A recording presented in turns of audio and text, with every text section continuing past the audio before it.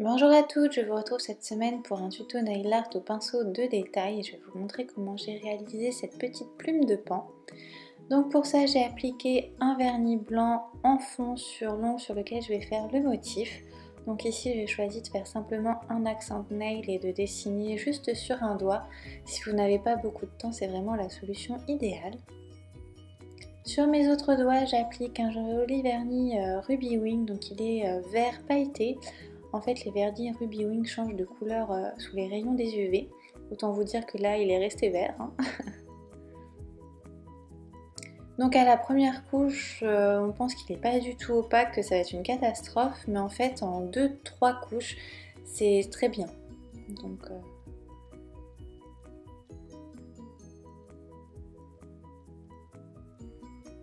Donc là, j'applique la deuxième couche sur tous mes ongles.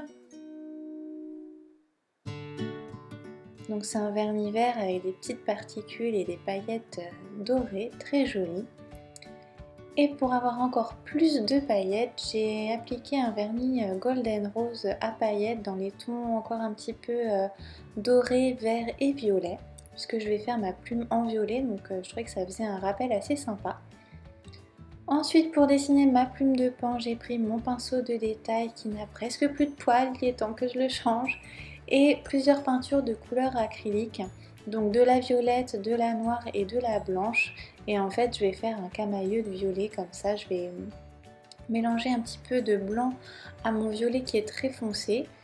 Et je vais faire la base de ma plume, donc je fais un espèce d'ovale pour le rond, vous savez qu'il y a en haut de la plume.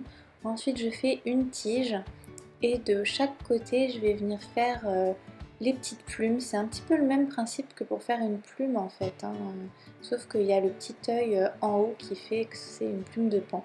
Et ensuite je vais venir donc mettre un petit peu de vernis vert que j'ai mis sur mes autres doigts au niveau de l'œil de la plume de pan. Je ne sais pas si ça s'appelle comme ça d'ailleurs, mais vous voyez le petit ovale qui est en haut.